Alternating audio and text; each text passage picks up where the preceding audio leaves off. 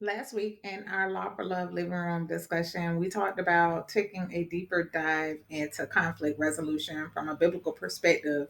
And I was able to share with the family that I had recently read Ecclesiasticus, also known as Sirach, Ecclesiasticus chapter 28, which is like the conflict resolution chapter. And so I just want to prove what I said with reviewing a couple of those verses really quickly here, but we all agreed that we were going to take a read and discuss what we read, just to take a deeper dive into biblical conflict resolution. So this is rich, right? Because one of the first things you see is a warning against pettiness, what we call petty. We call getting your lick back. The very first verse in chapter 28 is a warning. Don't do that. Don't seek to get your lick back, because you are going to end up in a situation directly with the Most High, who really knows what what you've done, the wrong you've done.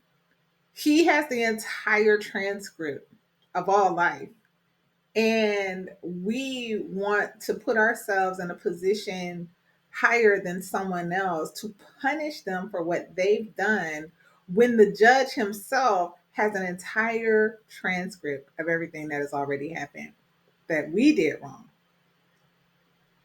So remember your own fault before you seek revenge, lest you be judged for the wrong you've done. Verse 2, forgive your neighbor the hurt that he's done to you, so that your sins also be forgiven when you pray and ask for forgiveness. This sounds a lot like the Lord's Prayer, right? Forgive us as we forgive those who've sinned against us. This is literally illustrating the connection between you being forgiven for all of that fault that you have, that was brought into remembrance in verse number 1. If you want to be forgiven for your fault, then that forgiveness is conditioned on your willingness and choosing to forgive others who've done you wrong. You can't even approach the king and ask for a bankruptcy until you have forgiven debt that someone else owes you. Verse 3, one man bears hatred against another, and does he comes and seeks pardon from the king.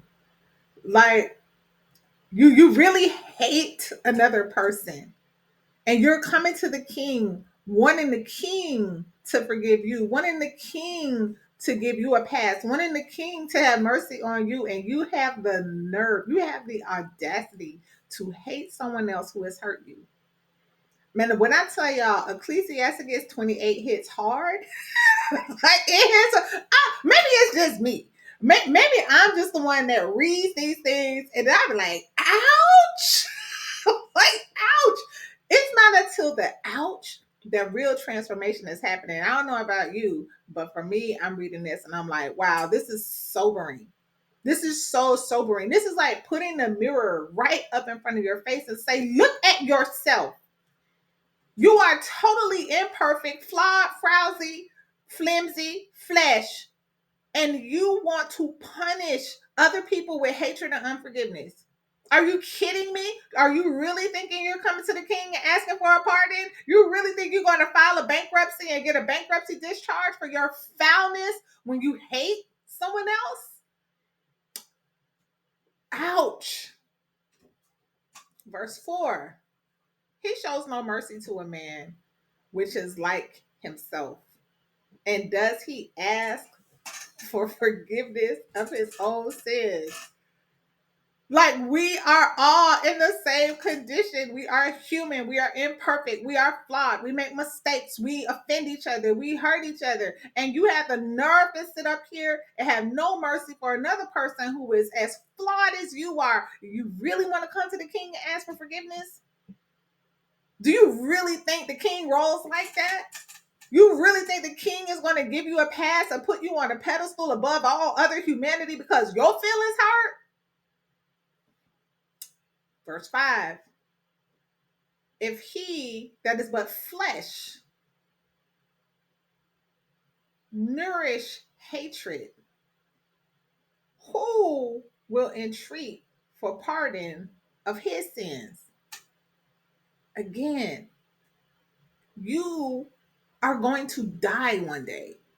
You are not immortal in your current condition. And you want to hate other mortals. You want to be the judge, the jury, and the executioner. So who's going to seek your pardon for you now that you've made yourself God? Verse number 6. Remember your end and let hatred come to an end. Remember corruption and death and abide in the commandments. This is reminding us all that we will die. This life will end. This body will return to the ground that it came from. Our imperfect lives end in death. And remembering our own mortality helps us to remember the mortality of others. We all end in death. Remember the commandments and bear no malice to your neighbor. Remember the covenant of the highest and wink at ignorance. So now this principle is encouraging us to look higher than our pain. Look higher, look beyond the place where someone has hurt you, where someone has offended you, where someone has scandalized you, where someone has lied on you. Look beyond this temporary pain and remember the goodness of the highest king, the highest law, the highest order, the highest purpose for why you are even going through the pain that you're going through. What did it come to teach you? Is it here to humble you? Is it here to help you develop a sensitivity and compassion and mercy towards other flawed flesh human beings, so that you don't make yourself God? Number 8, abstain from strife, and you will diminish your sins. For a furious man will kindle strife. Now, we know from other principles of Ecclesiasticus and of Proverbs as well that fury is rooted in pride. And pride is what keeps the fight going, strife.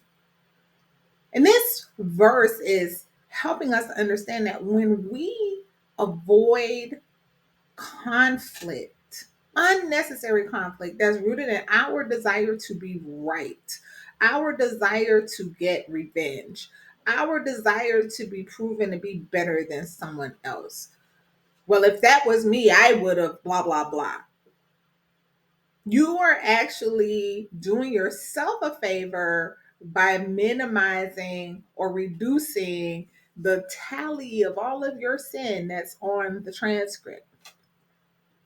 That's what this is saying. And this is why I found this chapter so rich. This is only the first 8 verses. Y'all, I read this chapter and I'm like, dang, this is the conflict resolution chapter for real. Ouch! There is something here to remind you of your frail humanity. There is something here to remind you about the need for being merciful.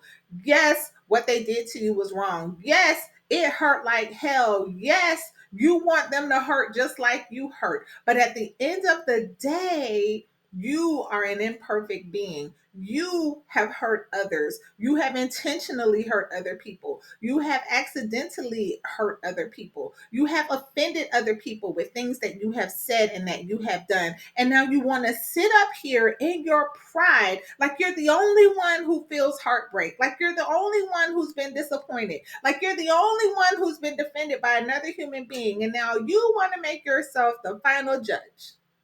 How dare you, human being? This is the lesson in the first 8 verses of Ecclesiasticus 28. I'm definitely looking forward to continuing this conversation in the Law for Love living room. We had a really cool interaction after the recording stopped during the last session. I shared with the family that what I treasure about that time together is that everyone brings like their own different kind of flavor. Everybody's like a different seasoning out of the cabinet. So we took turns naming our spices. What's the name of your seasoning? What kind of seasoning are you?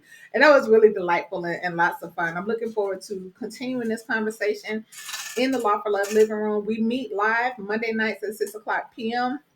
And for those of you who are more comfortable kind of in the background just watching the replay, you're welcome as well. To get access to those replays, there is a link in the description box to register for access to that private playlist.